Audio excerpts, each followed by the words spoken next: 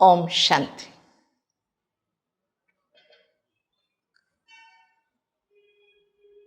ಸೃಷ್ಟಿ ನಾಟಕದ ಅವಿಭಾಜ್ಯ ಅಂಗವಾಗಿರುವ ನಾವು ನೀವೆಲ್ಲ ಸತ್ಯಯುಗದಿಂದ ತ್ರೇತಾಯುಗ, ದ್ವಾಪರಯುಗ, ಕಲಿಯುಗ ಹೀಗೆ ಪಾತ್ರಗಳನ್ನು ಮಾಡ್ತಾ ಮಾಡ್ತಾ ನಮ್ಮ ಮೂಲ ಸ್ವರೂಪವನ್ನು ಮರೆತು ದೇಹಾಭಿಮಾನದಲ್ಲಿ ಸಿಕ್ಕಾಕ್ಕೊಂಡು ದೇಹಾಭಿಮಾನವೇ ನಮ್ಮ ನಿಜ ಸ್ವರೂಪ ಎನ್ನುವ ತಪ್ಪು ತಿಳುವಳಿಕೆಯಲ್ಲಿ ಅನೇಕ ಜನ್ಮಗಳನ್ನು ಕಳೆದ್ವಿ.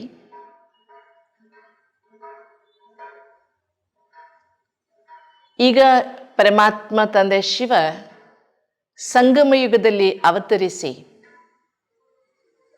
ನಮಗೆ ನಮ್ಮ ಮೂಲ ಸ್ವರೂಪದ ಪರಿಚಯವನ್ನು ಮಾಡಿಕೊಟ್ರು. ನಮಗೆ ನಮ್ಮ ಮೂಲ ಸ್ವರೂಪದ ಪರಿಚಯದ ಜೊತೆಗೆ ತನ್ನ ಮೂಲ ಸ್ವರೂಪದ ಪರಿಚಯವನ್ನು ಬಾಬಾ ನಮಗೆ ತಿಳಿಸಿದ್ರು. 5ನೇ ಯುಗದಲ್ಲಿ ನಾವೀಗ ಬದುಕ್ತಾ ಇದ್ದೇವೆ. 5ನೇ ಯುಗದ ವಿಶೇಷವಾದ ಸಾಧನೆಯೇ ಆತ್ಮ ಪರಮಾತ್ಮರ ಸಮ್ಮಿಲನ. ತಂದೆಯ ಜೊತೆಗೆ ಮಾತನಾಡ್ತಾ ತಂದೆ ಶಿವಬಾಬರವರ ಸಂಸ್ಕಾರಗಳನ್ನು ನಮ್ಮ ಸಂಸ್ಕಾರಗಳನ್ನಾಗಿ ಮಾಡಿಕೊಳ್ಳುವುದು, ತಂದೆಯ ಸ್ವರೂಪಗಳನ್ನು ನಾವು ಆನಂದಿಸುವುದು ಸಂಗಮ ಯುಗದ ಅತಿ ಅದ್ಭುತವಾದ ಸೌಂದರ್ಯ. ಶಿವಬಾಬರವರು ನಮ್ಮನ್ನು ತನ್ನ ಸಮಾನ ಮಾಡಿಕೊಂಡು ವಾಪಸ್ ತನ್ನ ಜೊತೆಗೆ ಕರೆದುಕೊಂಡು ಹೋಗುವುದಕ್ಕಾಗಿ ಶಿಕ್ಷಣವನ್ನು ಕಲಿಸ್ಕೊಡ್ತಾ ಇದ್ದಾರೆ. ಎಷ್ಟೋ ಸಲ ಹೇಳ್ತಾರೆ ಬಾಬಾ, ನಾನು ನಿಮ್ಮ ತಂದೆ, ನಿಮ್ಮ ಸಾಜನ್ ಚಮ್ಕೀಲಿ ಡ್ರೆಸ್ ವಾಲ ಅಥವಾ ಚಮ್ಕೀಲಿ ಸ್ವರೂಪದಲ್ಲಿರುವವನು. ನೀವು ಮಣ್ಣಿನ ಡ್ರೆಸ್ ಹಾಕ್ಕೊಂಡ್ರೆ ಚೆನ್ನಾಗಿ ಕಾಣೋದಿಲ್ಲ. ನೀವು ನನ್ನ ಹಾಗೆ ಚಮ್ಕೀಲಿ ಡ್ರೆಸ್ ವಾಲಿ ಆತ್ಮ ಆಗಿ ಬರಬೇಕು. ಜೊತೆಗೆ ಹೋಗುವಾಗ ಸಮನಾದ ಜೋಡಿ ಇರಬೇಕು, ಇಜ್ಜೋಡಿ ಆಗಬಾರ್ದು. ಅದಕ್ಕಾಗಿ ಬಾಬಾ ಪ್ರತಿನಿತ್ಯವೂ ನಮಗೆ ಸಂಗಮಯುಗದ ಮಹತ್ತರವಾದ ಒಂದೇ ಒಂದು ವಾಕ್ಯದ ಸಾಧನೆಯನ್ನು ಹೇಳ್ತಾರೆ, ಅಪ್ನೆ ಕೋ ಆತ್ಮ ಸಮझो और मुझे याद करो ಅಂತ. ನಾವೆಷ್ಟೋ ಸಲ ಅಂದ್ಕೊಳ್ತೀವಿ, ಇಷ್ಟು ಸಣ್ಣ ಸಾಧನೆಯನ್ನು ಮಾಡಿಸುವುದಕ್ಕೆ ಪರಮಾತ್ಮ ಬರಬೇಕಾಗಿತ್ತೇನು ಅಂತ. ಆದರೆ ಸಾಧನೆಯ ದಾರಿಯಲ್ಲಿ ಹೋಗ್ತಾ ಇರುವಾಗ, ಪುರುಷಾರ್ಥದ ಮಾರ್ಗವನ್ನು ಕ್ರಮಿಸ್ತಾ ಇರುವಾಗ ಈ ಒಂದು ವಾಕ್ಯದ ಸಾಧನೆ ಅದೆಷ್ಟು ಪುರುಷಾರ್ಥಕ್ಕೆ, ಈ ಒಂದು ವಾಕ್ಯದ ಸಾಧನೆಗೆ ಅದೆಷ್ಟು ಪುರುಷಾರ್ಥ ಬೇಕು ಎನ್ನುವುದು ನಮಗೆ ಅರಿವಾಗ್ತದೆ. ನೋಡಿ, ಇಲ್ಲಿ 2 ಪುರುಷಾರ್ಥ ಇದೆ. ಅಪ್ನೆ ಕೋ ಆತ್ಮ ಸಮझो और मुझे याद करो. ನಾವು ಎಲ್ಲಿಯಾದರೂ ಈ ಪ್ರಶ್ನೆಯನ್ನು ಇಟ್ಟಾಗ, ನಿನ್ನನ್ನು ನೀನು ಆತ್ಮ ಅಂತ ತಿಳಿದು ನನ್ನನ್ನು ನೆನಪು ಮಾಡು ಎನ್ನುವ ಪರಮಾತ್ಮನ ಈ ಮಹಾವಾಕ್ಯಗಳೇನಿದೆ, ಇದರಲ್ಲಿ ಯಾವುದು ನಮಗೆ ಸುಲಭ? ನಮ್ಮನ್ನು ಆತ್ಮ ಅಂತ ತಿಳಿಯುವುದೋ ಅಥವಾ ಪರಮಾತ್ಮನನ್ನು ನೆನಪು ಮಾಡುವುದು?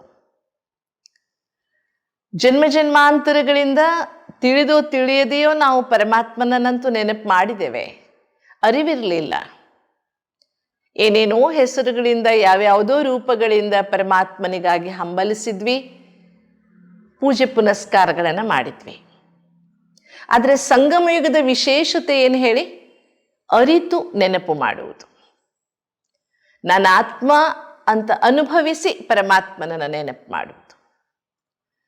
ಈ ಕುರಿತು ನಾವು ಚಿಂತನೆ ಮಾಡಿದಾಗ ಆತ್ಮಾನುಭೂತಿ ಮತ್ತು ಈಶ್ವರಾನುಭೂತಿ ಯೋಗದ 2 ಪ್ರಮುಖವಾದ ಘಟ್ಟಗಳು ಇವು. ಇದರಲ್ಲಿ ನಮಗೆ ಈಶ್ವರಾನುಭೂತಿ ಬಹಳ ಸುಲಭ, ಆತ್ಮಾನುಭೂತಿ ತುಂಬ ಕಷ್ಟ ಸಾಧ್ಯ ಅನ್ನುವುದು ಬಹುತೇಕ ಎಲ್ಲರ ಅನುಭವ. ಆದರೆ ಅದು ಕಷ್ಟ ಅಂತ ಬಿಡುವಂತೆ ಇಲ್ಲ. ಯಾಕೆಂದರೆ ಈಶ್ವರೀಯ ಶಿಕ್ಷಣದ ಮೂಲ ಮಹಾವಾಕ್ಯದ ಮೊದಲರ್ಧ ಭಾಗವೇ ಅಪ್ನೆ ಕೋ ಆತ್ಮ ಸಮझो, ನಿನ್ನನ್ನು ನೀನು ಆತ್ಮ ಎಂದು ತಿಳಿದುಕೋ. ಕೇವಲ ಜ್ಞಾನವಾಗಿ ಅಲ್ಲ, ಅನುಭವವಾಗಿ ಅದನ್ನು ತಿಳಿದುಕೊಂಡು ನಾವು ನಂತರ ಪರಮಾತ್ಮನನ್ನು ನೆನಪು ಮಾಡಿದಾಗ ಮಾತ್ರ ಯಥಾರ್ಥವಾದ ಸಂಬಂಧ ಸಾಧ್ಯ, ಹಾಗೂ ಪರಮಾತ್ಮ ಪ್ರಾಪ್ತಿಯಿಂದ ಆತ್ಮ ತನ್ನ ಅನೇಕ ಜನ್ಮಗಳ ಪಾಪಗಳನ್ನು ಕಳೆದುಕೊಂಡು ಮತ್ತೆ ಪುಣ್ಯಾತ್ಮನಾಗುವುದು ಸಾಧ್ಯ. ಆದ್ದರಿಂದ ಬಹಳ ಮುಖ್ಯವಾಗಿ ಆತ್ಮಾನುಭೂತಿಯ ಘಟ್ಟದಲ್ಲಿ ನಾವು ಆತ್ಮನ ಎಲ್ಲ ಸ್ವರೂಪಗಳನ್ನು ಅನುಭವ ಮಾಡುವುದು ಅತಿ ಅವಶ್ಯಕ. ಆತ್ಮನ ಮೂಲ ಸ್ವರೂಪಗಳು, ಮೂಲ ಸ್ವಧರ್ಮಗಳು, ಅದನ್ನು ನಾವು ಅನುಭವಿಸಿದಾಗಲೇ ಈ ಆತ್ಮಾಭಿಮಾನಿ ಸ್ಥಿತಿ ನಮ್ಮದು ಹೆಚ್ಚಿನ ಸಮಯ ಇರುವುದಕ್ಕೆ ಸಾಧ್ಯ. ಇಲ್ಲ ಅಂದರೆ ಕರ್ಮಕ್ಷೇತ್ರದಲ್ಲಿರುವಾಗ ದೇಹ ಭಾವದಲ್ಲಿ ಬಹಳ ಸಹಜವಾಗಿ ಬಂದ್ಬಿಡ್ತೇವೆ. ದೇಹಗಳನ್ನೇ ನೋಡುವಾಗ, ದೇಹಗಳ ಜೊತೆಗೆ ವ್ಯವಹಾರ ಮಾಡ್ತಿರುವಾಗ ದೇಹದಲ್ಲಿ ಅವಿತಿರುವ ಆತ್ಮನನ್ನು ನೆನಪು ಮಾಡುವುದು ಮರೆತೇ ಹೋಗ್ತದೆ. ನಮಗೆ ಕಣ್ಣಿಗೆ ಕಾಣುವುದನ್ನು ಮರೆತು ಕಾಣದ್ದನ್ನು ನೆನಪು ಮಾಡುವ ಸಂಗಮ ಯುಗದ ಈ ಒಂದು ಯೋಗ ಸಾಧನೆ ಏನಿದೆ, ಇದರಲ್ಲಿ ನಾವು ಯಶಸ್ವಿಯಾಗಬೇಕಾದ್ರೆ ಕಣ್ಣಿಗೆ ಕಾಣದಿರುವ ಅವ್ಯಕ್ತ ಆತ್ಮನಲ್ಲಿ ಕಣ್ಣಿಗೆ ಕಾಣದಿರುವ ಆತ್ಮಭಾವಗಳೇನಿದೆ, ಆತ್ಮನ ಸ್ವಧರ್ಮಗಳೇನಿದೆ, ಸ್ವರೂಪಗಳೇನಿದೆ, ಅವುಗಳನ್ನು ನಾವು ಅನುಭವಿಸಬೇಕು. ಒಂದೊಂದಾಗಿ ಅದರ ಅನುಭವವನ್ನು ಮಾಡ್ತಾ ಹೋದಾಗ ಶಾಶ್ವತತೆಯ ಒಂದು ವಾಸ್ತವಿಕ ಅನುಭವದ ಈ ಒಂದು ಶಕ್ತಿ ನಮಗೆ ಮತ್ತೆ ಮತ್ತೆ ಪುನಃ ಪುನಃ ಆತ್ಮಾಭಿಮಾನಿಯಾಗುವುದರ ಕಡೆಗೆ ಪ್ರೇರೇಪಿಸ್ತದೆ. ಅದಕ್ಕಾಗಿ ನಾವೆಲ್ಲ ಆತ್ಮ ನಾನು ಜ್ಯೋತಿ ಸ್ವರೂಪ ಎನ್ನುವ ಅಭ್ಯಾಸವನ್ನು, ಆತ್ಮ ನಾನು ಶಾಂತ ಸ್ವರೂಪ ಎನ್ನುವ ಅಭ್ಯಾಸವನ್ನು ಪ್ರತ್ಯೇಕವಾಗಿ ದಿನವೆಲ್ಲ ಆತ್ಮನ ಒಂದೊಂದು ಸ್ವರೂಪಗಳ ಸ್ವಧರ್ಮಗಳ ಅನುಭವವನ್ನು ಮಾಡಿದಾಗ ಆತ್ಮಭಾವ ಸ್ಥಿರವಾಗುವುದು ಸಾಧ್ಯವಾಗುತ್ತೆ. ನಾವು ನೋಡ್ತೇವೆ ಎಷ್ಟನ್ನು, ಕಾಣುವುದು ಬಹಳಷ್ಟು, ಅದರಲ್ಲಿ ನಾವು ನೋಡುವುದು ಸ್ವಲ್ಪ ಮಾತ್ರ. ಕಂಡಿದ್ದೆಲ್ಲ ನೆನಪಿರುವುದಿಲ್ಲ, ನಮಗೆ ನೋಡಿದ್ದು ಮಾತ್ರ ನೆನಪಿರ್ತದೆ. ಪುರುಷಾರ್ಥ ನಾವು ನೋಡುವುದನ್ನು, ಏನು ನೋಡಬೇಕು ಎನ್ನುವುದನ್ನು ಅಭ್ಯಾಸ ಮಾಡಿಕೊಳ್ಬೇಕು. ಎದುರಿನ ಶರೀರದಲ್ಲಿರುವ ಆತ್ಮವನ್ನು ನೋಡಬೇಕು. ಬಾಬಾ ಅನೇಕ ಸಲ ಹೇಳಿದ್ದಾರೆ, ಹಾವಿನ ಹೆಡೆಯಲ್ಲಿರುವ ನಾಗಮಣಿಯನ್ನು ನೋಡಿ ಹಾವನ್ನು ನೋಡಬೇಡಿ. ದೇಹ ಒಂದು ಪಂಚವಿಕಾರಗಳಿಂದ ಆವರಿಸಲ್ಪಟ್ಟ ಸರ್ಪವಿದ್ದ ಹಾಗೆ ಇದರ ಹೆಡೆಯಲ್ಲಿ ಅಂದರೆ ಭ್ರುಕುಟಿಯ ಮಧ್ಯೆ ಪ್ರಕಾಶಿಸುತ್ತಿರುವ ಆತ್ಮಮಣಿಯನ್ನು ನೋಡಿ ಅಂತ ಬಾಬಾ ಅನೇಕ ಭಾವಗಳಿಂದ, ಅನೇಕ ರೀತಿಯಿಂದ ಆತ್ಮಚಿಂತನೆ, ಆತ್ಮಾನುಭೂತಿ ಇದರ ಕಡೆಗೆ ನಮಗೆ ಹೆಚ್ಚಿನ ಒತ್ತನ್ನು ಕೊಡ್ತಾನೆ ಇರ್ತಾರೆ. ಆದರೆ ದೇಹ ಭಾವದಲ್ಲಿಯೇ 63 ಜನ್ಮಗಳನ್ನು ಕಳೆದಿರುವ ನಮಗೆ ಆತ್ಮಭಾವದ ಅಭ್ಯಾಸ ಬಹಳ ಕಷ್ಟಕರ ಅನ್ನಿಸಿ ನಾವು ಅದನ್ನು ಬಿಟ್ಬಿಡ್ತೇವೆ. ವಿದ್ಯಾರ್ಥಿ ದೆಸೆಯಿಂದಲೂ ನಮಗೊಂದು ಅಭ್ಯಾಸ ಅಲ್ವಾ, ಕಠಿಣವಾದ ವಿಷಯವನ್ನು ಅಲ್ಲೇ ಪಕ್ಕಕ್ಕೆ ಸರಿಸಿಟ್ಬಿಡೋದು, ಸಹಜವಾಗಿದ್ದನ್ನು, ಬೇಗ ಅರ್ಥವಾಗಿದ್ದನ್ನು ಪದೇ ಪದೇ ಓದ್ಕೊಳ್ಳೋದು, ಪರೀಕ್ಷೆಯ ಸಮಯದಲ್ಲಿ ಕಠಿಣವಾದ ವಿಷಯದ ಆನ್ಸರ್ ಬರೆಯಕ್ಕೆ ಬಾರದೆ ಮಾರ್ಕ್ಸ್ ಕಡಿಮೆ ತಗೊಂಡ್ಬಿಡೋದು. ಈ ರೀತಿಯಾಗಿ ಮಾಡ್ಕೊಂಡು ಬಂದಿದ್ದೇವೆ. ನಿಜವಾಗಿಯೂ ಯಾವ ವಿಷಯ ಕಠಿಣವೋ ಅದನ್ನು ಪದೇ ಪದೇ ಓದಬೇಕು, ಯಾವುದು ಅರ್ಥವಾಗಿಲ್ವೋ ಅದನ್ನು ಅರ್ಥೈಸಿಕೊಳ್ಳುವ ಪ್ರಯತ್ನ ಮಾಡಬೇಕು, ಸಹಕಾರ ತೆಗೆದುಕೊಳ್ಬೇಕು ಬಲ್ಲವರದನ್ನು. ಆಗ ಮಾತ್ರ ಕಠಿಣವಾದ ವಿಷಯವನ್ನು ಸಹ ಸುಲಲಿತವಾಗಿ ನಾವು ದಾಟಿ ಬರುವುದು ಸಾಧ್ಯವಾಗ್ತದೆ. ಈ ದಿಶೆಯಲ್ಲಿ ಸಂಗಮಯುಗದಲ್ಲಿ ಯಾವುದು ಅಸಾಧ್ಯವಲ್ಲ. ಯಾಕೆಂದರೆ ನಮ್ಮ ಜೊತೆಗೆ 1000 ಭುಜಗಳುಳ್ಳ ಬಾಬಾ ಇದ್ದಾರೆ. ಬಾಬಾ ಹೇಳ್ತಾರೆ, ಅಸಂಭವ ಅನ್ನುವುದೇ ಇಲ್ಲ, ಯಾಕೆಂದರೆ ನನ್ನ ಜೊತೆಗೆ 1000 ಭುಜಾವು ವಾಲ ಬಾಪ್ ಖಡ ಹೈ. ಆದ್ದರಿಂದ ನಾವೀಗ ಆತ್ಮಾನುಭೂತಿಯ ಒಂದು ಸಣ್ಣ ಪ್ರಯತ್ನ, ಆತ್ಮನ ಒಂದು ಮೂಲ ಸ್ವರೂಪಾನ್ನಿ, ಆತ್ಮನ ಮೂಲ ಸ್ವಧರ್ಮಾನ್ನಿ, ಅಥವಾ ಪರಮಾತ್ಮನ ಒಂದು ಪರಿಛಾಯೆಯಾದ ರೂಪ. ಏಕೆಂದರೆ ಪರಮಾತ್ಮನನ್ನು ಸಚ್ಚಿದಾನಂದ ಸ್ವರೂಪ ಅಂತ ಕರೀತೇವೆ. ಪರಮಾತ್ಮ ಶಿವನ ಗಾಯನದಲ್ಲಿ ಸಚ್ಚಿದಾನಂದ, ಸತ್, ಚಿತ್ ಮತ್ತು ಆನಂದ ಸಾಗರನಾದ ಪರಮಾತ್ಮ. ಆತ್ಮನ ಮೂಲ ಗುಣಗಳಲ್ಲಿಯೂ ಸಹ ಆನಂದ ಆತ್ಮನ ಒಂದು ಅವಿನಾಶಿಯಾದ ಸ್ವಭಾವ, ಸ್ವಧರ್ಮ, ಶಾಶ್ವತತ ಸತ್ಯ ಇದು.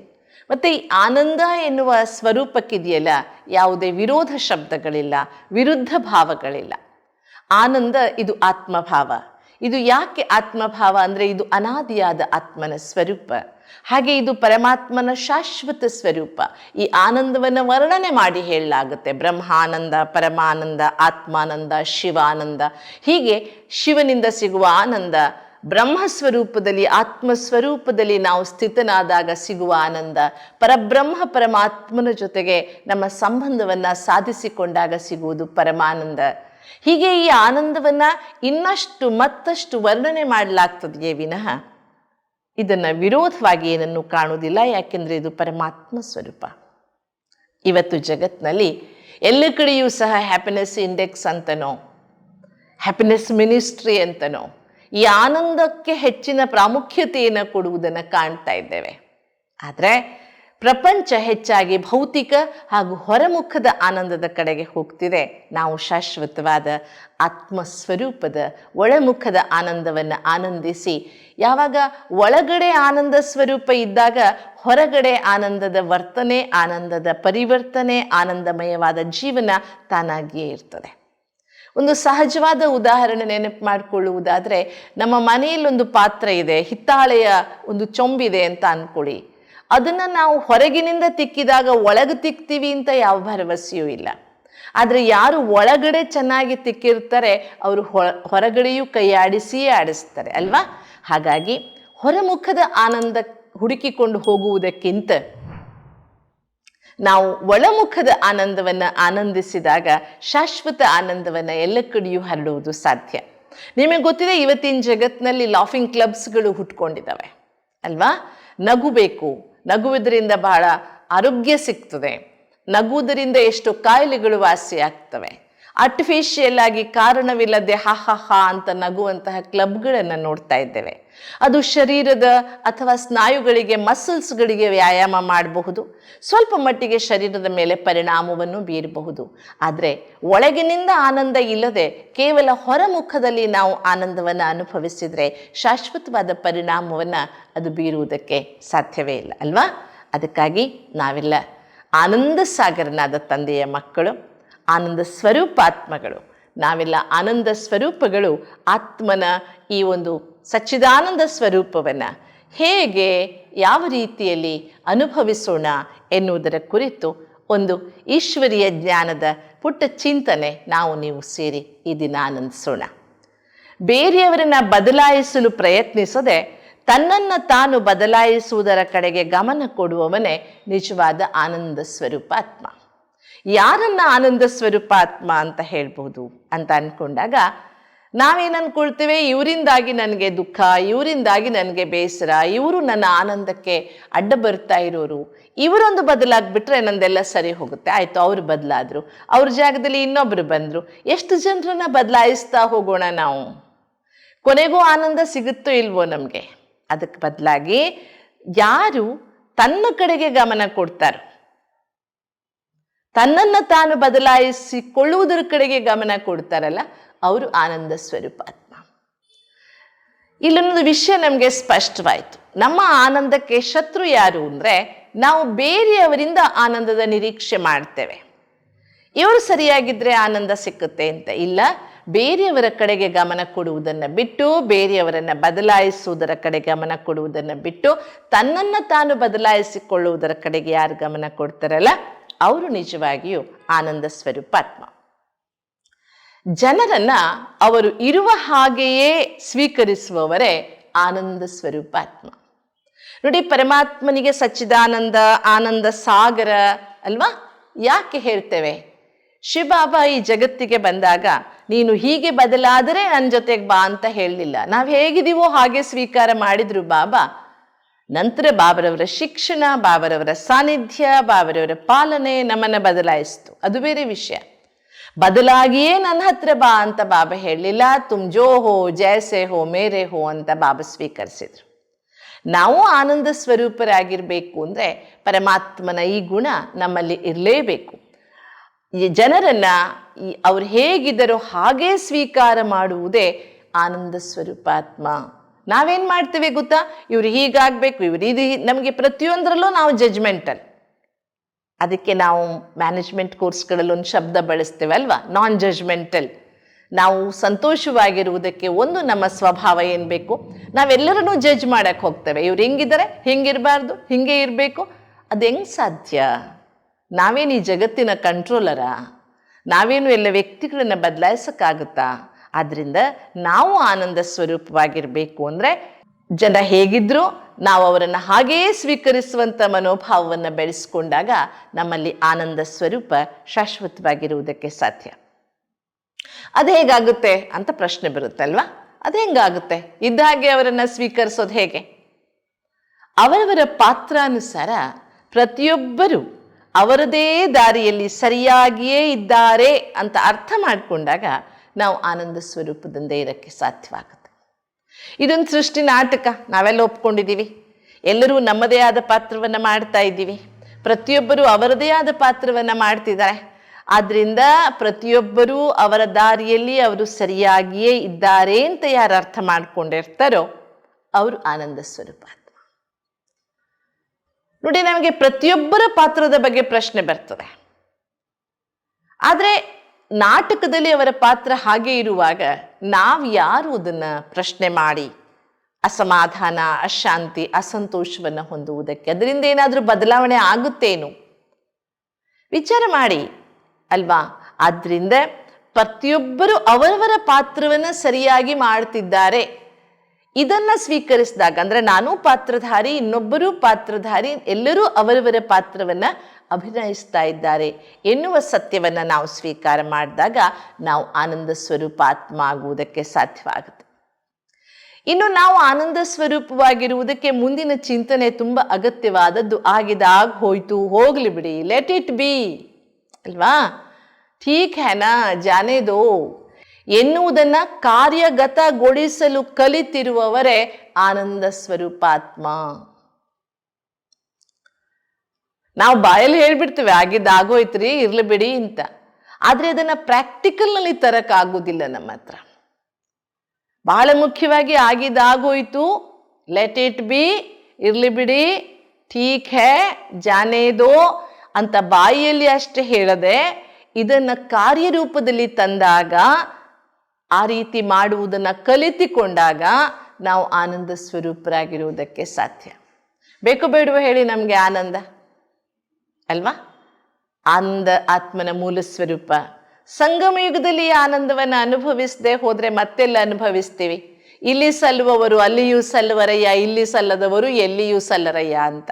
ಸಂಗಮ ಯುಗದಲ್ಲಿ ನಾವು ಅನುಭವ ಮಾಡದಿದ್ರೆ ಸೃಷ್ಟಿ ನಾಟಕದಲ್ಲಿ ಮತ್ತೆಂದೂ ಅದನ್ನು ಅನುಭವ ಮಾಡೋಕ್ಕೆ ಸಾಧ್ಯವೇ ಇಲ್ಲ. ಸ್ವಯಂ ಪರಮಾತ್ಮನೇ ನಮ್ಮ ಮುಂದೆ ಶಿಕ್ಷಕನಾಗಿ ನಿಂತು ನಮ್ಮ ಟ್ರೈನರ್ ಆಗಿ ನಮಗೆ ಟ್ರೈನಿಂಗ್ ಕೊಡ್ತಿರುವಾಗಲೂ ನಾವು ಕಲ್ತ್ಕೊಳ್ದೆ ಹೋದರೆ ಮತ್ಯಾವಾಗ ಕಲ್ತ್ಕೊಳ್ತೀವಿ? ಮತ್ತಂತೂ ಪರಮಾತ್ಮ ಸಿಗೋದಿಲ್ಲ ಅಲ್ವಾ? ಹಾಗಾಗಿ ನಾವು ಇದನ್ನು, ನಮಗೆ ಗೊತ್ತಿದೆ, ನಾಲೆಜ್ ಇದೆ, ಆಗಿದ್ದಾಗೋಯ್ತು, ಬೀತಿಕೋ ಬೀತಿ ಸಮಜೋ, ಬಿಂದಿ ಲಗಾದೋ, ಭೂತ್ ಸಮಜೋ, ಎಷ್ಟೆಲ್ಲ ಮಾತುಗಳನ್ನು ಬಾಬಾ ಹೇಳ್ಕೊಟ್ಟಿದ್ದಾರೆ. ನಮಗೆ ಅದು ಕಂಠಪಾಠವೂ ಆಗಿ ಹೋಗಿದೆ. ಬಟ್ ನಾವು ಅದನ್ನು ಅಪ್ಲೈ ಮಾಡ್ಕೊಳ್ತಿದ್ದೀವ? ಬೇರೆಯವರಿಗೆ ಭಾಳ ಅಗಾಧವಾಗಿ ಪಾಂಡಿತ್ಯ ತೋರಿಸಿ ಹೇಳ್ಬಿಡ್ತೇವೆ, ಇರಲಿ ಬಿಡ್ರಿ, ಆಗಿದ್ದಾಗೋಯ್ತು, ಭಾಳ ಚಿಂತೆ ಮಾಡಬಾರ್ದು. ಆದರೆ ನಾವು ನಮ್ಮ ಜೊತೆಗೇನಾದರೂ ಘಟಿಸಿದಾಗ ಇದನ್ನು ಇದೇ ರೀತಿಯಾಗಿ ಅನ್ವಯಿಸಿಕೊಂಡು ಮುಂದೆ ಹೋಗುವುದು ಸಾಧ್ಯವಾದರೆ, ನಮ್ಮ ಹಾಗೂ ಇನ್ಯಾರದೋ ಮಧ್ಯೆ ಏನೋ ನಡೆದು ಹೋದಾಗಲೂ ಆಗಿದ್ದಾಗೋಯ್ತು, ಹೋಗ್ಲಿ ಬಿಡಿ ಅನ್ನುವ ಭಾವನೆ ನಮ್ಮಲ್ಲಿ ಸರಿಯಾಗಿ ಕಾರ್ಯಗತಗೊಂಡರೆ ನಮ್ಮ ಅನಾದಿ ಸ್ವರೂಪವಾದ ಆನಂದ ಸ್ವರೂಪಕ್ಕೆ ಎಂದು ಧಕ್ಕೆ ಬರುವುದಕ್ಕೆ ಸಾಧ್ಯವೇ ಇಲ್ಲ. ಮಾಡ್ಬೋದು ಅನ್ನಿಸ್ತದಲ್ವಾ? ಅಥವಾ ಬಹಳ ಕಷ್ಟ ಅನ್ನಿಸ್ತದೋ? ನೆನ್ಪಿಟ್ಕೊಳ್ಳಿ, ದೇರ್ ಇಸ್ ನೋ ಇಂಪಾಸಿಬಲ್ ಇನ್ ಸಂಗಮ ಯುಗ. ಯಾವುದು ಅಸಾಧ್ಯವೇ ಇಲ್ಲ ಸಂಗಮ ಯುಗದಲ್ಲಿ. ಒಬ್ಬ ಇತಿಹಾಸದಲ್ಲಿ ನೆಪೋಲಿಯನ್ ಬೋನಪಾರ್ಟ್ ಅಂತ ಒಬ್ಬ ವ್ಯಕ್ತಿ ಬರ್ತಾನೆ ಅಲ್ವಾ, ತಾನು ಇಡೀ ವಿಶ್ವವನ್ನು ಆಳ್ಬೇಕು ಅಂತ ಅಂದ್ಕೊಂಡಿದ್ದಂಥ ವ್ಯಕ್ತಿ. ಅವನ ಜೀವನದಲ್ಲಿ ಅವನು ಹೇಳ್ತಿದ್ದ, there is no impossible in my life dictionary ಅಂತ. ನನ್ನ ಜೀವನದ ಡಿಕ್ಷನರಿಯಲ್ಲಿ ಇಂಪಾಸಿಬಲ್ ಎನ್ನುವ ಶಬ್ದವೇ ಇಲ್ಲ. ಮುಂದುವರೆದು ಅವನು ಹೇಳ್ತಿದ್ದ, ಇಂಪಾಸಿಬಲ್ ಅಂತ ಹೇಳುವುದು ಮೂರ್ಖನ ಡಿಕ್ಷನರಿಯಲ್ಲಿ ಇರುತ್ತೆ, ನನ್ನ ಡಿಕ್ಷನರಿಯಲ್ಲಿ ಇಲ್ಲ ಅಂತ. ನಾವ್ಯಾರು ಮೂರ್ಖರಲ್ಲ, ಯಾಕೆಂದರೆ ಪರಮಾತ್ಮನ ಮಕ್ಕಳು ನಾವು. ಮಹಾಜ್ಞಾನಿಗಳು, ಪರಮಜ್ಞಾನಿಗಳು, ಸತ್ಯಜ್ಞಾನಿಗಳು, ಈಶ್ವರೀಯ ಜ್ಞಾನಿಗಳು. ಹಾಗಿರುವಾಗ ಶಿವಬಾಬಾ ಹೇಳಿದ್ದು ಆಗಲ್ಲ ಅನ್ನುವಷ್ಟು ಸಣ್ಣ ಬುದ್ಧಿಯವರಂತೂ ನಾವಲ್ವೇ ಅಲ್ಲ. ಪರಮಾತ್ಮ ಹೇಳಿದ್ದಾನೆ, ಮಗು ನೀನು ಆನಂದ ಸ್ವರೂಪ ಆತ್ಮ, ಖುಷಿಯಾಗಿರುವುದು ನಿನ್ನ ಜನ್ಮಸಿದ್ಧ ಅಧಿಕಾರ, ಹರ್ಷಿತತೆ ನಿನ್ನ ಸದಾ ಕಾಲದ ಹಸನ್ಮುಖದ ಒಂದು ಉದಾಹರಣೆ ಅಂತ ಬಾಬಾ ಹೇಳಿರೋದ್ರಿಂದ ನಾವೆಂದೂ ಸಹ ಇದು ಅಸಾಧ್ಯ ಅಂತ ಅನ್ಕೊಳ್ಳೋದಿಲ್ಲ ಅನ್ನೋದು ನಮಗೆಲ್ರಿಗೂ ಗೊತ್ತಿದೆ. ಆದ್ದರಿಂದ ಈ ಆನಂದ ಸ್ವರೂಪದ ಅನುಭವ ಮಾಡುವುದಕ್ಕೆ ಪ್ರತಿಯೊಂದು ಸಂಬಂಧಗಳಲ್ಲಿಯೂ ನಿರೀಕ್ಷೆಗಳನ್ನು ಬಿಟ್ಟು ಕೊಡುವ ಮನೋಭಾವ ಹೊಂದಿರುವವನೇ ಆನಂದ ಸ್ವರೂಪಾತ್ಮ. ಇವತ್ತೇನಾಗ್ತಿದೆ, ನಮಗೆ ಎಲ್ಲರಿಂದಲೂ ಎಕ್ಸ್ಪೆಕ್ಟೇಷನ್ಸ್, ನಿರೀಕ್ಷೆಗಳು ತುಂಬ ಜಾಸ್ತಿ ಇದೆ. ಇದು ಹೀಗಾಗ್ಬೇಕು, ಇವರಿಂದ ನನಗೆ ಇದು ಸಿಗ್ಬೇಕು, ಇವರಿಂದ ಇದು ಹೀಗೆ ಸಿಗ್ಬೇಕು. ಸಿಗಲಿಲ್ಲ ಅಂದ ತಕ್ಷಣ ನಮಗೆ ಟುಸ್ ಆಗಿ ಬಿಡ್ತದೆ ನಮ್ಮ ಬಲೂನು. ಹಾಗಾಗ್ಬಾರ್ದು. ಯಾವ ಸಂಬಂಧದಲ್ಲಿಯೂ ನಾವು ಕೊಡೋಣ, ಎಲ್ಲರಿಗೂ ನಾವು ಕೊಡೋಣ, ಖುಷಿಯನ್ನು ಕೊಡೋಣ, ಕ್ಷಮೆಯನ್ನು ಕೊಡೋಣ, ಶಾಂತಿಯನ್ನು ಕೊಡೋಣ, ಜ್ಞಾನವನ್ನು ಕೊಡೋಣ, ಪ್ರೀತಿಯನ್ನು ಕೊಡೋಣ. ನಮ್ಮಿಂದ ಸಾಧ್ಯವಾದದ್ದನ್ನೆಲ್ಲ, ನಮ್ಮೊಳಗೆ ಇರುವುದನ್ನೆಲ್ಲ, ಬಾಬಾ ಕೊಟ್ಟಿದ್ದನ್ನೆಲ್ಲ ಹಂಚಿ ತಿನ್ನೋಣ. ಜ್ಞಾನ ಬಹುಜನ್ಮಗಳ ಭಕ್ತಿಯ ಪ್ರಸಾದ. ಲೌಕಿಕದಲ್ಲಿ ಭಕ್ತಿ ಮಾರ್ಗದಲ್ಲಿ ಯಾರೂ ಪ್ರಸಾದವನ್ನು ಒಬ್ಬರೇ ತಿನ್ನೋದಿಲ್ಲ, ಹಂಚಿ ತಿಂತಾರೆ ಅಲ್ವಾ? ನಮಗೂ ಸಹ ಅನೇಕ ಜನ್ಮಗಳ ಭಕ್ತಿಯ ಫಲವಾಗಿ ಶಿವಬಾಬಾ ಜ್ಞಾನ ಪ್ರಸಾದವನ್ನು ಕೊಟ್ಟಿದ್ದಾರೆ. ಈ ಜ್ಞಾನವನ್ನು ನಾವು ಹಂಚಿ ತಿನ್ನೋಣ. ಯಾವಾಗ ಎಲ್ಲರಿಗೂ ಕೊಡುವುದನ್ನು ಶುರು ಮಾಡ್ತೇವೆ ನೋಡಿ, ಆಗ ನಾವು ಖುಷಿಯಾಗಿರುವುದಕ್ಕೆ ಸಾಧ್ಯವಿದೆ. ಹಿಡಿದಿಟ್ಟುಕೊಂಡಾಗ, ನನಗೆ ಬೇಕು ಅಂದಾಗ, ನಾನೇ ನಿರೀಕ್ಷಿಸ್ತಾ ಇದ್ದಾಗ ನಮಗೆ ಆನಂದದ ಅನುಭವ ಎಂದೂ ಆಗುವುದಿಲ್ಲ. ಆದ್ದರಿಂದ ತುಂಬ ಅಗತ್ಯವಾಗಿ ಪ್ರತಿಯೊಂದು ಸಂಬಂಧದಲ್ಲಿ, ಯಾವುದೇ ಸಂಬಂಧಗಳಲ್ಲಿ ನಾವು ನಿರೀಕ್ಷೆ ಇಟ್ಕೊಳ್ಳುವುದು ಬೇಡ. ಆಗ ನೋಡಿ ನಾವು ತುಂಬ ಸಂತೋಷವಾಗಿರುವುದಕ್ಕೆ ಸಾಧ್ಯವಾಗುತ್ತೆ. ಪರಮಾನಂದದ ಅನುಭವವನ್ನು ಅನುಭವಿಸುವುದಕ್ಕೆ ಸಾಧ್ಯವಾಗುತ್ತೆ. ನಾವೆಲ್ಲರೂ ಏನನ್ನು ಮಾಡ್ತಿದ್ದೇವೆಯೋ ಅದೆಲ್ಲವೂ ವ್ಯಕ್ತಿಗತವಾದ ಶಾಂತಿಗಾಗಿ ಎಂದು ಅರ್ಥ ಮಾಡಿಕೊಂಡವರೇ ಆನಂದ ಸ್ವರೂಪಾತ್ಮ.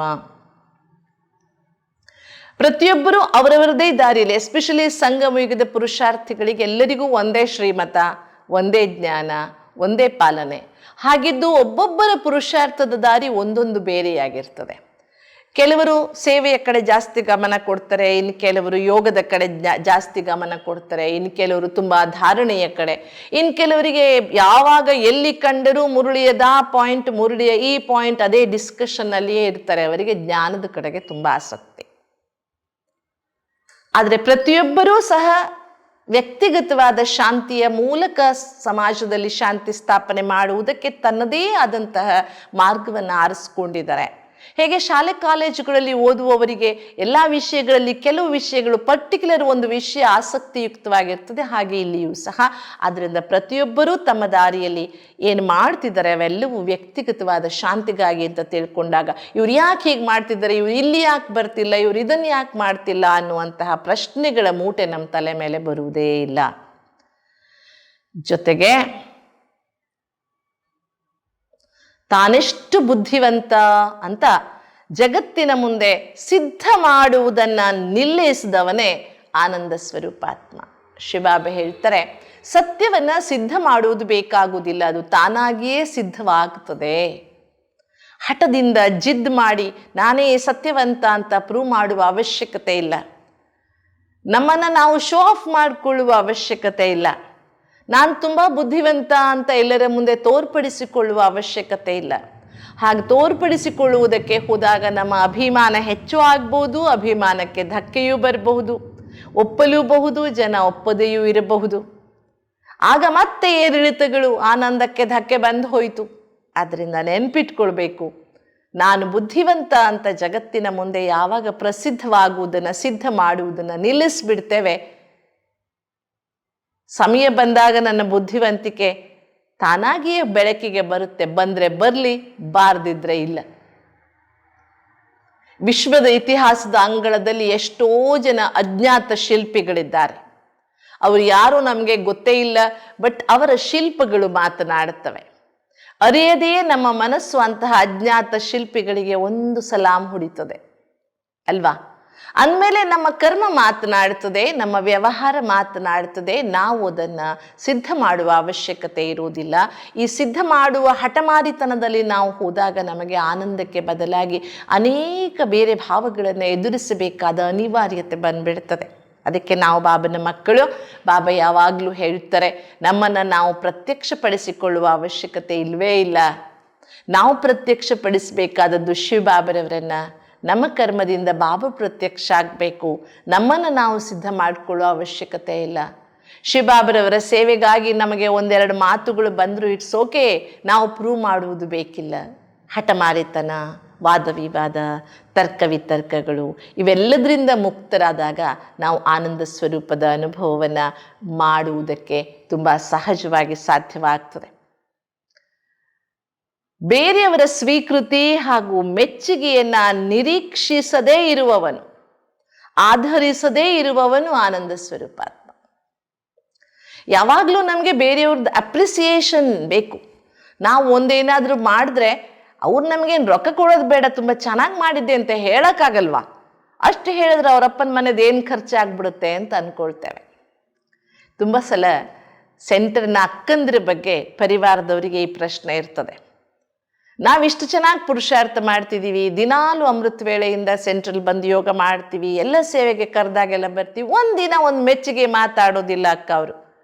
ಒಂದಿನ ತುಂಬ ಚೆನ್ನಾಗಿ ಪುರುಷಾರ್ಥ ಮಾಡ್ತಿದ್ದೀರಿ, ತುಂಬ ಸಹಯೋಗಿ ಆಗಿದ್ದೀರಿ ಅಂತ ಹೇಳೋದಿಲ್ಲ. ಅಷ್ಟು ಹೇಳಿದ್ರೆ ನಮ್ಮ ಉತ್ಸಾಹ ಎಷ್ಟು ಜಾಸ್ತಿ ಆಗ್ಬಿಡಲ್ವ? ಒಂದು ಅಪ್ರಿಸಿಯೇಷನ್ ಇಲ್ವಲ್ಲ ಇವ್ರ ಹತ್ರ ಅಂತ ಅಂದ್ಕೊಳ್ತೇವೆ ನಾವು ಯಾರನ್ನು ಮೆಚ್ಚಿಸಕ್ಕೆ ಹೊರಟಿದ್ದೇವೆ? ಪ್ರಶ್ನೆ ಮಾಡ್ಕೊಳ್ಳೋಣ. ಯಾರನ್ನು ಮೆಚ್ಚಿಸ್ಬೇಕು? ಜಗದೀಶ್ವರ ಮೆಚ್ಚಿದ್ರೆ ಸಾಲ್ದ? ಅವನಿಗೆ ಮೆಚ್ಚುಗೆ ಆಗುವಂತೆ ಮಾಡಬೇಕು, ಮನುಷ್ಯರನ್ನ ಮೆಚ್ಚಿಸ್ಬೇಕು. ಮನುಷ್ಯರನ್ನ ನಾವೆಂದೂ ಮೆಚ್ಚಿಸೋಕ್ಕೆ ಸಾಧ್ಯವಿಲ್ಲ. ನಿಮಗೆ ಗೊತ್ತಿದೆ, ನೀವು 100ರಲ್ಲಿ 99 ಸರಿ ಮಾಡಿ ಒಂದು ತಪ್ಪು ಮಾಡಿದ್ರೂ ಜನಕ್ಕೆ ಒಂದು ತಪ್ಪೇ ಕಾಣುತ್ತೆ ವಿನ 99 ಸರಿ ಕಾಣುವುದಿಲ್ಲ. ಮನುಷ್ಯನ ಸಹಜವಾದ ಸ್ವಭಾವ. ಯಾವುದೋ ಒಂದು ಕಾರ್ಯಕ್ರಮಕ್ಕೆ ಹೋಗಿರ್ತೇವೆ, ಎಲ್ಲ ತುಂಬ ಚೆನ್ನಾಗಿರುತ್ತೆ. ಕೊನೆಗೆ ಊಟ ಮಾಡುವಾಗ ಲಾಸ್ಟಲ್ಲಿ ಊಟ ಮಾಡುವವರಿಗೆ 4 ಜನಕ್ಕೆ ಮಜ್ಜಿಗೆ ಕಡಿಮೆ ಬಿದ್ದುಬಿಡುತ್ತೆ. ನಾವು ಹೇಳುವುದೇನನ್ನ, ಏನ್ರಿ ಎಲ್ಲ ಸರಿ ಇದೆ ಅಂದ್ಕೊಂಡ್ರು ಮಜ್ಜಿಗೆ ಕಡಿಮೆ ಇಟ್ಬಿಡೋದ, ಅಷ್ಟು ಕಂಜೂಸ್ತಾನ ಅಂತ. ಎಲ್ಲವೂ ವ್ಯವಸ್ಥಿತವಾಗಿದೆ, ಸ್ವಲ್ಪ ಏನೋ ಒಂದು ಕಡಿಮೆ ಆದರೆ ನಮಗೆ ಕಾಣುವುದು ಯಾವುದು ಅಲ್ವಾ? ತುಂಬ ಸುಂದರವಾಗಿ ಹೊಳೆಯುವ ಚಂದ್ರನಲ್ಲೂ ಸಹ ಚಂದ್ರನ ಆ ಸುಂದರವಾದ ಪೌರ್ಣಿಮೆಯ ಬೆಳದಿಂಗಳನ್ನು ನೋಡುವುದಕ್ಕೆ ಬದಲಾಗಿ ಜನ ಚಂದ್ರನ ಕಲೆಯನ್ನೇ ನೋಡುವವರು ಎಷ್ಟೋ ಜನ ಇದ್ದಾರೆ. ಹಾಗಾಗಿ ಜನರನ್ನು ಮೆಚ್ಚಿಸುವ, ಜನರ ಮೆಚ್ಚುಗೆಗಾಗಿ ಕಾಯುವ, ಜನರ ಎಕ್ಸೆಪ್ಟೆನ್ಸ್ಗಾಗಿ, ಸ್ವೀಕೃತಿಗಾಗಿ ಕಾಯುವುದನ್ನು ಬಿಟ್ಟಾಗ ನಾವು ಆನಂದ ಸ್ವರೂಪರಾಗುವುದಕ್ಕೆ ಸಾಧ್ಯ. ಅದು ಪರಿವಾರ ಇರಲಿ, ಲೌಕಿಕ ಜಗತ್ತಿರಲಿ, ಎಲ್ಲಿಯೂ ಸಹ. ಅದಕ್ಕೆ ಗೀತೆ ಹೇಳುತ್ತಲ್ವಾ, ಕರ್ಮಣ್ಯೇವಾಧಿಕಾರಸ್ತೆ ಮಾ ಫಲೇಶು ಕದಾಚನ ಅಂತ. ಕರ್ಮ ಮಾಡು, ಫಲದ ಅಪೇಕ್ಷೆಯನ್ನು ನೀನು ಮಾಡಬೇಡ ಅಂತ ಅಂದ್ಬಿಟ್ಟು ಶಿವಬಾಬರವರು ಅದೇ ಹೇಳ್ತಾರೆ. ನಾನು ಮಾಡಿದ ಮೇಲೆ ನನ್ನ ಕರ್ಮದ ಫಲ ನನಗೆ ಸಿಗುತ್ತೆ. ಬಾಬಾ ಮೆಚ್ಚಿದ್ದಾರೆ ಅಂದಮೇಲೆ ಬಾಬರವರ ಸಹಯೋಗ ಯಾವಾಗಲೂ ನನ್ನ ಜೊತೆಗೆ ಇರುತ್ತೆ. ಆದರೆ ನಾವೇನು ಮಾಡ್ತೀವಿ ಗೊತ್ತಾ? ನಮ್ಮ ಸುತ್ತಮುತ್ತ ಇರೋರು, ಇಮಿಡಿಯೇಟ್ ನೆಕ್ಸ್ಟ್ ನಮಗೆ ದೊಡ್ಡವ್ರು ಯಾರು ಇರ್ತಾರೆ ಅವರು ಮೆಚ್ಚಬೇಕು, ಅವ್ರ ಕಣ್ಣುಗಳಲ್ಲಿ ಮೆಚ್ಚುಗೆಯನ್ನು ನೋಡಬೇಕು, 4 ಜನರ ಮುಂದೆ ನನಗೆ ಹೊಗಳಿಕೆ ಆಗಬೇಕು. ಈ ಎಲ್ಲ ನಿರೀಕ್ಷೆಗಳು ನಮ್ಮೊಳಗಿನ ಶಾಶ್ವತವಾದ ಆನಂದವನ್ನು, ಈಶ್ವರೀಯ ಆನಂದವನ್ನು ದೂರ ಮಾಡಿಬಿಡ್ತದೆ. ಅದಕ್ಕಾಗಿ ಬಾಬಾ ಹೇಳ್ತಾರೆ, ಬೇರೆಯವರ ಸ್ವೀಕೃತಿ ಹಾಗೂ ಮೆಚ್ಚುಗೆಯನ್ನು ನಿರೀಕ್ಷಿಸದೇ ಇರುವವನೇ ಆನಂದ ಸ್ವರೂಪಾತ್ಮ. ಅನ್ಯರೊಂದಿಗೆ ತನ್ನನ್ನು ತಾನು ಹಾಗೂ ಇತರರನ್ನು ಹೋಲಿಸಿಕೊಳ್ಳುವುದನ್ನು ನಿಲ್ಲಿಸುವವನೇ ಆನಂದ ಸ್ವರೂಪಾತ್ಮ. ಜೀವನದ 2 ದೊಡ್ಡ ಸಮಸ್ಯೆಗಳು, ಒಂದು ಕಂಪ್ಯಾರಿಸನ್, ಇನ್ನೊಂದು ಕಾಂಪಿಟೇಷನ್ ಅಲ್ವಾ? ಯಾರ ಜೊತೆಗೆ ನಾವು ಯಾಕೆ ಕಾಂಪೀಟ್ ಮಾಡ್ಬೇಕ್ರಿ? ಯಾರ ಜೊತೆಗೆ ಮಾಡಬೇಕು? ಬಾಬಾ ಹೇಳ್ತಾರೆ, ರೇಸ್ ಮಾಡಿ, ರೀಸ್ ಮಾಡಬೇಡಿ ಅಂತ. ಆದರೆ ಆರೋಗ್ಯಕರವಾದ ರೇಸ್ ಮಾಡಬೇಕು, ಆರೋಗ್ಯಕರವಾದದ್ದನ್ನು. ಇಷ್ಟು ಚೆನ್ನಾಗಿ ಇವರು ಪುರುಷಾರ್ಥ ಮಾಡ್ತಿದ್ದಾರೆ, ಇವ್ರು ಹಾಗೆ ನಾನು ಮಾಡೋಣ. ಆದರೆ ಅವರನ್ನು ಹೇಗಾದರೂ ಮಾಡಿ ಹಿಂದೆ ಹಾಕಿ ನಾನು ಮುಂದೆ ಹೋಗಬೇಕು ಎನ್ನುವ ಹೀನ ಭಾವನೆ ಬೇಡ ನಮಗೆ. ಈ ಸೃಷ್ಟಿ ನಾಟಕದಲ್ಲಿ ಬಾಬಾ ನಮಗೆಲ್ಲರಿಗೂ ನಮ್ಮದೇ ಆದ ಟ್ರ್ಯಾಕ್ ಕೊಟ್ಟಿದ್ದಾರೆ ಓಡುವುದಕ್ಕೆ. ನಮ್ಮ ಟ್ರ್ಯಾಕಲ್ಲಿ ನಾವು ಓಡೋಣ. ಪಕ್ಕದ ಟ್ರ್ಯಾಕಲ್ಲಿ ಓಡ್ತಿರೋರನ್ನು ಅಡ್ಡಗಾಲು ಕೊಟ್ಟು ಬೀಳಿಸಿ ಓಡುವಂತಹ ಸಣ್ಣ ಬುದ್ಧಿ ಬೇಡ ನಮಗೆ ಅಲ್ವಾ? ಆದ್ದರಿಂದ ಇನ್ನೊಂದು ಬಹಳ ದೊಡ್ಡ ಕಾಯಿಲೆ ಯಾವುದು ಸಂಗಮ ಯುಗದಲ್ಲಿ ಅಂದರೆ ಹೋಲಿಸಿಕೊಳ್ಳುವುದು. ಒಂದು ಆತ್ಮ ಇದ್ರು, ನಂಗೆ ಗೊತ್ತಿದೆ, ನಾನು ಅಕ್ಕೋರೆ ಬ್ರಹ್ಮ ಬಾಬರವರ ಸಮಾನ ನೋಡಿ, ನನಗೂ ಬ್ರಹ್ಮ ಬಾಬರವರಾಗೆ ಹಾಗೆ 5 ಜನ ಮಕ್ಕಳು, ನಾನು ಬ್ರಹ್ಮ ಬಾಬರವರಾಗೆ, ಎಲ್ಲದರಲ್ಲಿ ನಿಂತ್ರೆ ಬ್ರಹ್ಮ ಬಾಬನಿಗೆ ಹೋಲಿಸ್ಕೊಳ್ತಿದ್ರು. ಹಂಗೆ ಆಶ್ಚರ್ಯ ಆಗೋದು, ಬ್ರಹ್ಮ ಬಾಬರವರು ಒಂದು ಕಿರುಬೆರಳಿಗೂ ಸಮಾನವಿಲ್ಲದ ಪುರುಷಾರ್ಥ ಇವ್ರದ್ದು, ಹೆಂಗೆ ಹೋಲಿಸ್ಕೊಳ್ತಾರಲ್ವಾ ಅಂತ. ಒಂದಿನ ಅಂತೂ ಯಾವ ಮಟ್ಟಕ್ಕೆ ಬಂದುಬಿಟ್ರು ಅಂದರೆ ಬ್ರಹ್ಮ ಬಾಬರವರು ಹಾಗೆ ಇನ್ನೂ ಸಣ್ಣ ವಯಸ್ಸಿನವರು, ಆ ಮೀಸೆಗೆಲ್ಲ ಬಣ್ಣ ಹಚ್ಕೊಂಡ್ಬಿಟ್ಟು ಆಮೇಲೆ ಒಂದು ಧೋತಿ ಎಲ್ಲ ಉಟ್ಕೊಂಡ್ಬಿಟ್ಟು ಬಂದುಬಿಟ್ರು. ನಾನು ಬ್ರಹ್ಮಬಾಬರವ್ರ ಹಾಗೆ ಇದ್ದೆ ನಕ್ಕೋರೆ, ನನಗೆ ಬ್ರಹ್ಮಬಾಬರವ್ರ ಹಾಗೆ ಗೌರವ ಕೊಡ್ಬೇಕು. ನಾನು ಅಂದ್ಕೊಂಡು ಇವ್ರಿಗೆ ಏನೋ ಒಂದು ಸ್ವಲ್ಪ ಹೆಚ್ಚು ಕಡಿಮೆ ಆಗ್ಬಿಟ್ಟಿದೆ ಅಂತ. ಆಮೇಲೆ ನಿಧಾನವಾಗಿ ನಾನು ಅವ್ರ ಜೊತೆಗೆ ಮಾತನಾಡಿ, ಅಣ್ಣವ್ರೆ, ಬ್ರಹ್ಮಬಾಬ ನಮ್ಮ ಆದರ್ಶ, ನಾವು ಬ್ರಹ್ಮಬಾಬರವರ ಹಾಗೆ ಆಗಬೇಕು ಅನ್ನೋದು ಎಲ್ಲರ ಕನಸು. ಶಿವಬಾಬಾ ನಮಗೆ ಬ್ರಹ್ಮಬಾಬರವರನ್ನೇ ಅನುಸರಿಸಿ ಫಾಲೋ ಫಾದರ್ ಅಂತ ಹೇಳಿದ್ದಾರೆ. ಅವರನ್ನು ಅನುಸರಿಸಬೇಕು, ಅವರಂತೆ ಆಗಬೇಕು. ಉಡುಗೆ ತೊಡುಗೆ ಅದರಲ್ಲಿ ಅವರಂತೆ ಆಗುವುದೆಲ್ಲ, ಪುರುಷಾರ್ಥದಲ್ಲಿ, ಸಾಧನೆಯಲ್ಲಿ, ಧಾರಣೆಯಲ್ಲಿ, ಜ್ಞಾನಯೋಗದಲ್ಲಿ ನಾವು ಅವರಂತೆ ಆಗಬೇಕೇ ವಿನಃ ಭೌತಿಕವಾಗಿ ಬಾಹ್ಯವಾಗಿ ನಾವು ಅವ್ರ ಜೊತೆಗೆ ಹೋಲಿಸ್ಕೊಳ್ಳೋದು ಅಲ್ಲ. ಅದನ್ನು ಮನವರಿಕೆ ಮಾಡಿಕೊಟ್ಟೆ. ಒಂದು 4 ದಿನ ಮುನಿಸ್ಕೊಂಡಿದ್ರು, ಆಮೇಲೆ ಸ್ವಲ್ಪ ಅರ್ಥ ಆಯಿತು. ಹೇಳುವ ಉದ್ದೇಶ ಏನು ಅಂದರೆ, ಯಾರ ಜೊತೆಗೆ ನಾವು ಕಂಪೇರ್ ಮಾಡ್ಕೋಬೇಕು ನಮ್ಮನ್ನು? ನಮ್ಮ ಜೊತೆಗೆ ಪುರುಷಾರ್ಥ ಮಾಡ್ತಿರೋರ ಜೊತೆ ಕಂಪೇರ್ ಮಾಡ್ಕೊಳ್ತೀವಿ. ಇವ್ರು ನನಗಿಂತ ಹಳಬರು, ಆದ್ರೆ ನಾನು ಇವ್ರಿಗಿಂತ ಚೆನ್ನಾಗಿದ್ದೀನಿ, ನಾನು ಇವರಿಗಿಂತ ಬೇಗ ಕ್ಲಾಸಿಗೆ ಬರ್ತೀನಿ, ಇವರಿಗಿಂತ ಚೆನ್ನಾಗಿ ನಾನು ಪುರುಷಾರ್ಥ ಮಾಡ್ತೀನಿ. ಯಾರು ನಿಮಗೆ ಅವ್ರ ಜೊತೆ ಕಂಪೇರ್ ಮಾಡ್ಕೊಳ್ಳಿ ಅಂತ ಹೇಳಿದ್ದಾರೆ? ಬಾಬಾ ನಮ್ಗೆ ಹೇಳಿದರೆ last so fast, fast so first ಅಂತ ಅಲ್ವಾ? ತಡವಾಗಿ ಬಂದವರು ವೇಗವಾಗಿ ಹೋಗಿ ಮೊದಲು ತಲುಪಬೇಕಾದದ್ದು ನಮ್ಮ ಆದ್ಯತೆ ಅಲ್ವಾ?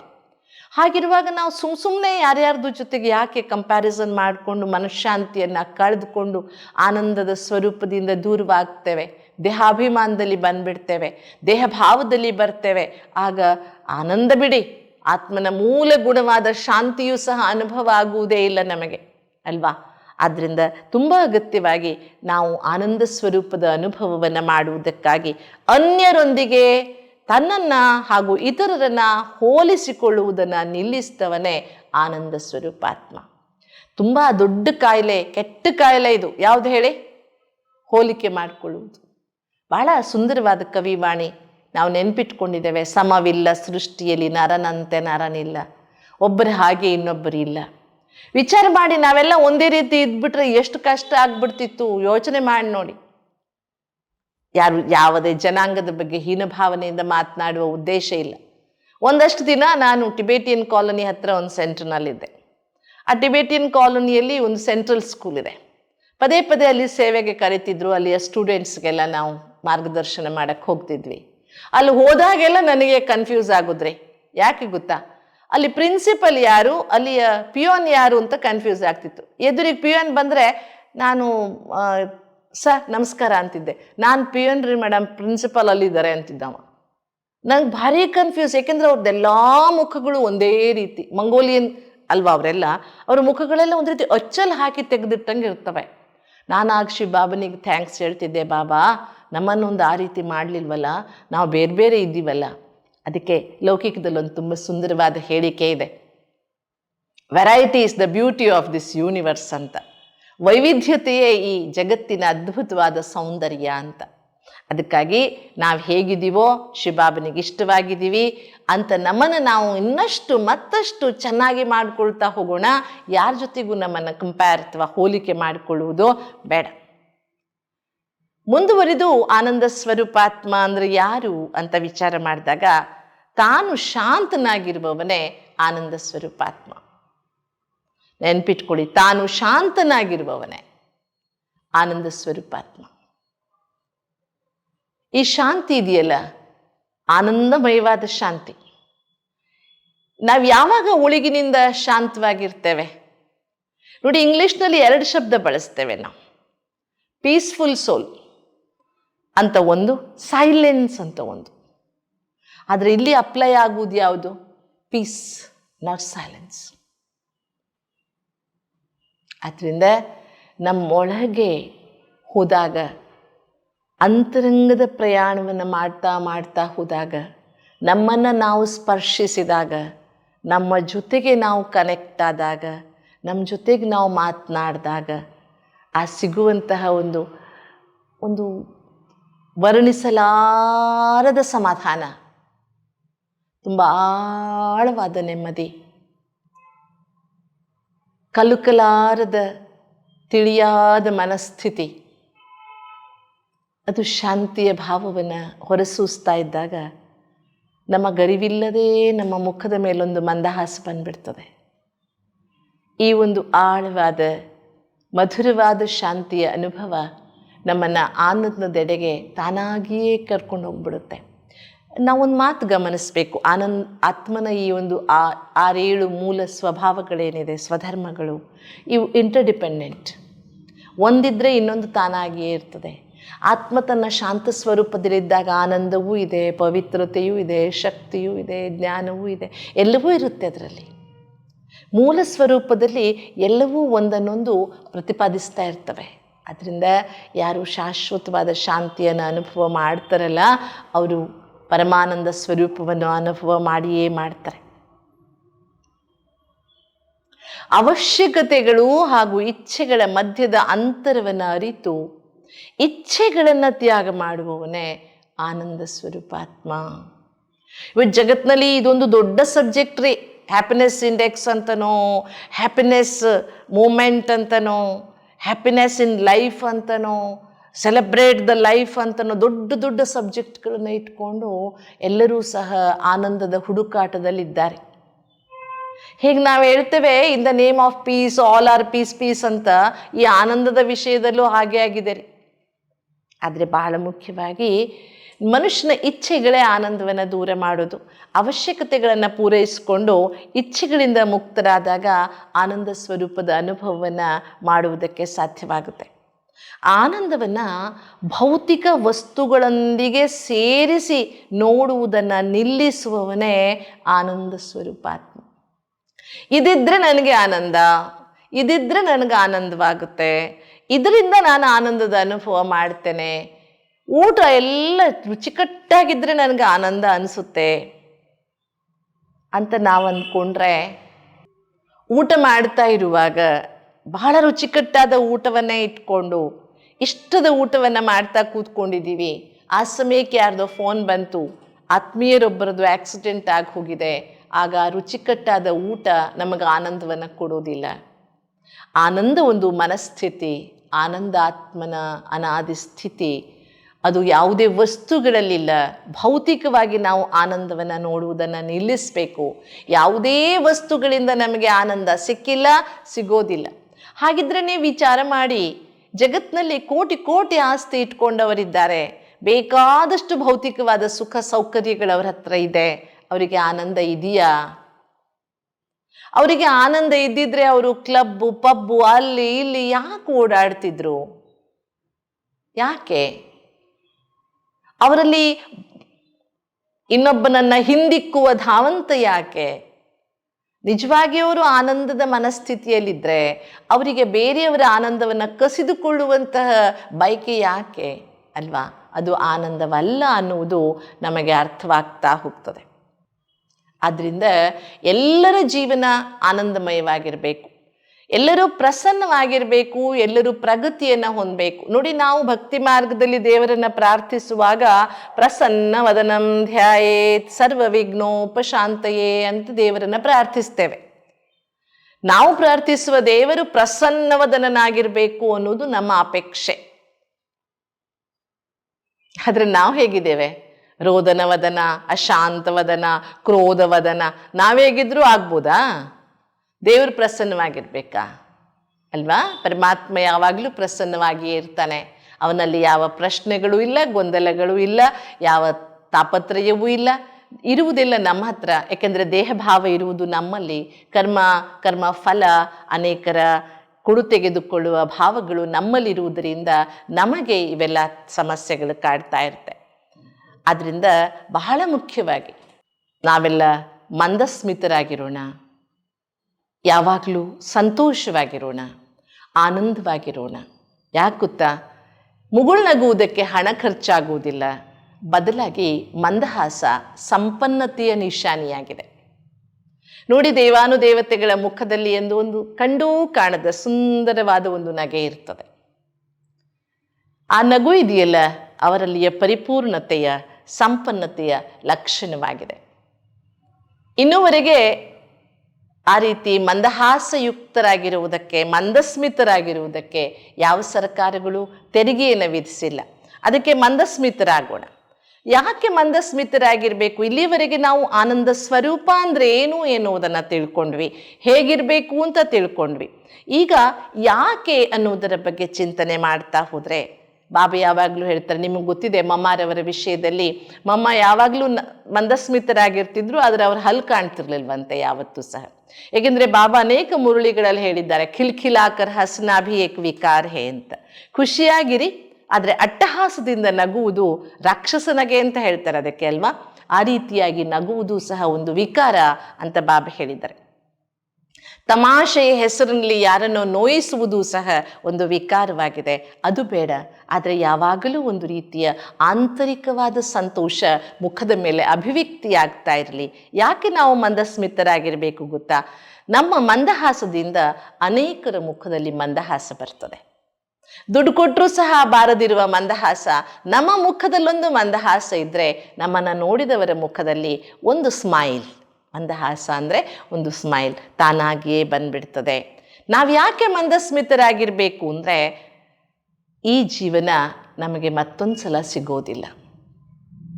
ಈಗ ನಾವು ಮಂದಸ್ಮಿತರಾಗದೆ ಹೋದರೆ ಪರಮಾತ್ಮ ಪ್ರಾಪ್ತಿಯನ್ನು ಪಡೆದು ಸಹ, ಪರಮಾತ್ಮನ ಸನ್ನಿಧಾನದಲ್ಲಿ ಬದುಕುವ ಭಾಗ್ಯವನ್ನು ಪಡೆದು ನಾವು ಮಂದಸ್ಮಿತರಾಗದೆ ಹೋದರೆ ಮತ್ತೆ ನಾವು ನಗುವ ಸಂತೋಷವಾಗಿರುವ ಭಾಗ್ಯ ನಮಗೆ ಸಿಗುವುದೇ ಇಲ್ಲ.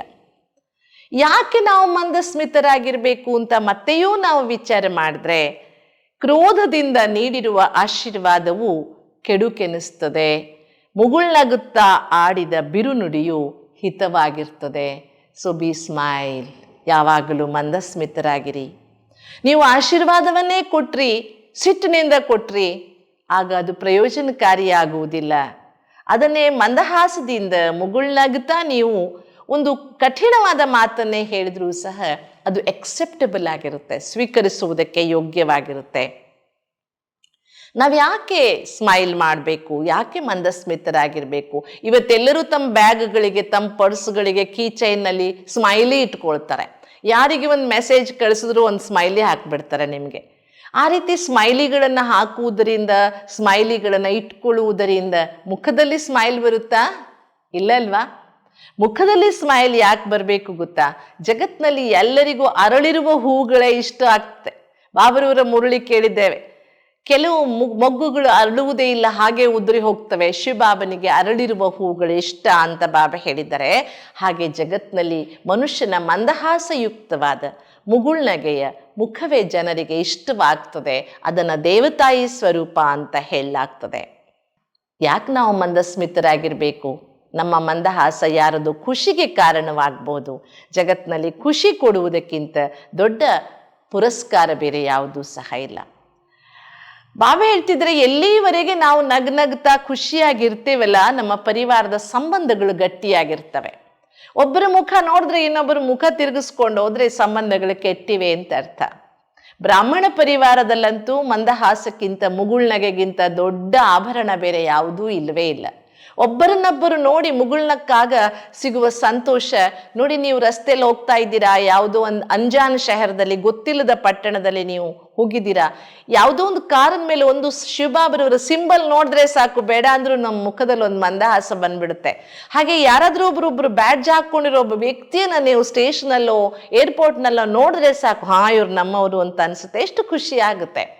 ಹಾಗಾಗಿ ನಾವು ಪರಸ್ಪರ ನಗ್ನಗ್ತಾ ಇರುವವರೆಗೆ ನಮ್ಮ ಈ ಈಶ್ವರಿಯ ಪರಿವಾರ ಗಟ್ಟಿಯಾಗಿರ್ತದೆ. ನಾವು ಯಾಕೆ ಮಂದಸ್ಮಿತರಾಗಿರ್ಬೇಕು ಗೊತ್ತಾ? ಯಾಕೆ ಆನಂದದ ಅನುಭವವನ್ನು ಮಾಡಬೇಕು ಗೊತ್ತಾ? ನಾವು ಮನುಷ್ಯರಾಗಿದ್ದೇವೆ ಅನ್ನುವುದಕ್ಕೆ ಅದು ಗುರುತಾಗಿದೆ. ಈ ಜಗತ್ತಿನಲ್ಲಿ ಮನುಷ್ಯನ ಬಿಟ್ಟರೆ ಬೇರೆ ಯಾರೂ ನಗಕ್ಕೆ ಸಾಧ್ಯವಿಲ್ಲ, ಮಂದಸ್ಮಿತರಾಗಿರಕ್ಕಾಗುವುದಿಲ್ಲ. ಆದ್ದರಿಂದ ನಾವು ಮನುಷ್ಯರಾಗಿದ್ದೇವೆ ಎನ್ನುವುದನ್ನು ಸ್ಪಷ್ಟಪಡಿಸುವುದು, ಹಾಗೆ ಮನುಷ್ಯತ್ವದಿಂದ ದೈವತ್ವದ ಕಡೆಗೆ ಕರೆದುಕೊಂಡು ಹೋಗುವಂತಹ ಒಂದು ಶ್ರೇಷ್ಠವಾದ ಸ್ವಭಾವ ಹಸನ್ಮುಖಿಯಾಗಿರುವುದು. ಹಸನ್ಮುಖಿಯಾಗಿದ್ದರೆ ನಾವು ಸಮಾಧಾನದಿಂದ ಇರ್ತೇವೆ, ನಮ್ಮವರು ಸಮಾಧಾನದಿಂದ ಇರ್ತಾರೆ, ನಮ್ಮನ್ನು ನೋಡಿದವರ ಸೇವೆ ತಾನಾಗಿಯೇ ಆಗ್ತದೆ. ನಮ್ಮ ಮುಖ ಅನೇಕರ ಜೀವನಕ್ಕೆ ದಾರಿಯ ತೋರುವಂತಹ ಒಂದು ಲೈಟ್ ಹೌಸ್ ಆಗಬಹುದು. ಬಾಬಾ ಹೇಳ್ತಾರಲ್ವಾ, ಚಲ್ತಾ ಫಿರ್ತಾ ಲೈಟ್ ಹೌಸ್ ಆಗಿ ನೀವು ನಡೆದಾಡುವ ಲೈಟ್ ಹೌಸ್ ಆಗ್ರಿ, ಮ್ಯೂಸಿಯಂ ಆಗ್ರಿ. ಹೇಗೆ ನಾವು ನಡೆದಾಡುವ ಮ್ಯೂಸಿಯಂ ಆಗುವುದು, ಹೇಗೆ ಲೈಟ್ ಹೌಸ್ ಆಗುವುದು ಅಂದರೆ, ನಮ್ಮ ಮುಖ ನೋಡಿದರೆ ಸಾಕು 100 ಕ್ಯಾಂಡಲ್ ಬಲ್ಬಿನ ಹಾಗೆ ಅದು ಹೊಳಿಬೇಕು. ಹೇಗೆ?